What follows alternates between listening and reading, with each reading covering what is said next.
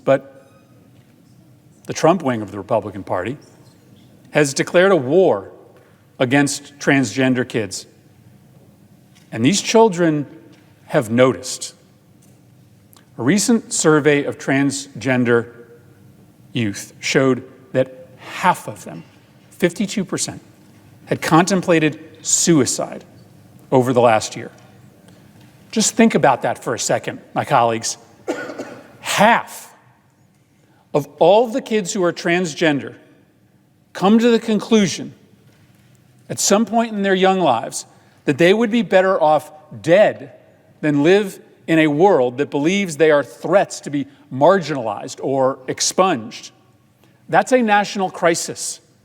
And we need to talk honestly and candidly about what has led us to this moment.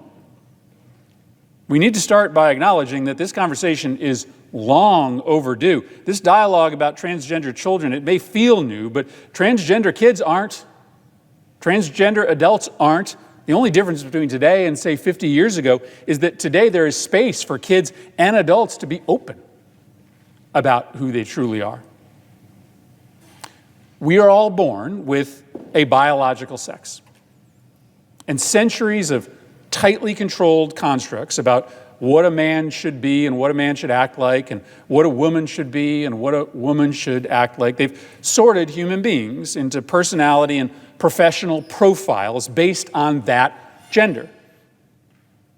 But there are many of us, this has been the case for human history, who don't associate with the gender that biological chance ascribed to us.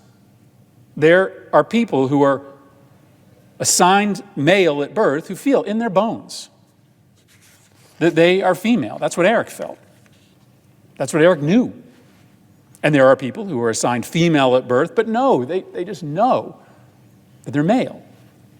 And there's nothing wrong with that.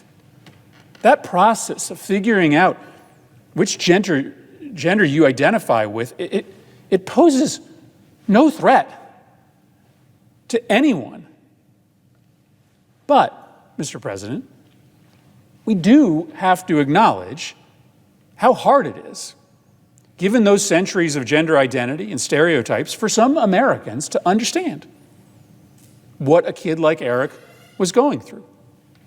For Americans, for instance, who were born a male and feel like a male, and who are surrounded by family and friends who associate with the gender that matches the sex they were born into, the whole notion of a boy becoming a girl or a girl becoming a boy, I get it. That can be disconcerting.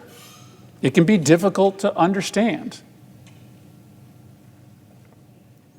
But I also know that this discomfort will pass as more Americans learn what I've learned.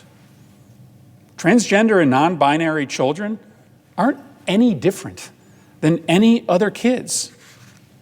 You might not know a transgender or non-binary kid, but trust me, you do. You know what these kids are like because they are no different than any other children. My son has transgender and non-binary friends. He has non-transgender friends. But when they're all sitting around our kitchen after school, there's no difference between them in terms of how they act and how they talk, what they're like, what they don't like.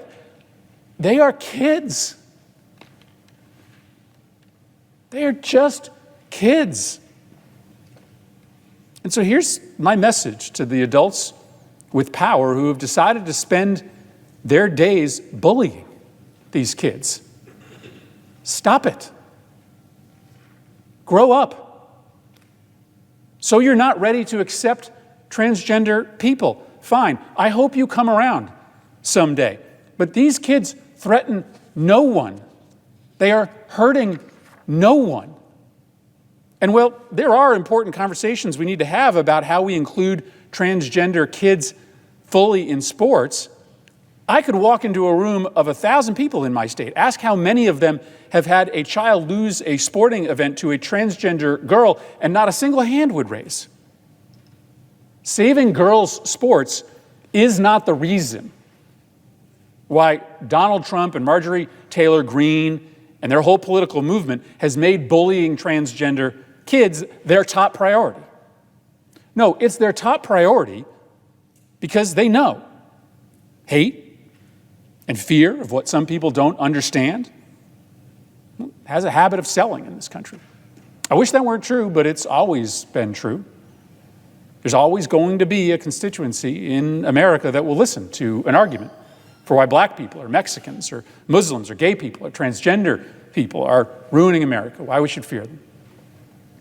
It's not true, it's never been true, but demagogues and their movements, they tend not to have actual ideas, things they're for. Demagogues normally just focus on what they hate. Let me say it again. Half of all transgender children in this country have thought to themselves at some point that they would be better off dead than live in a world where so many people fear them.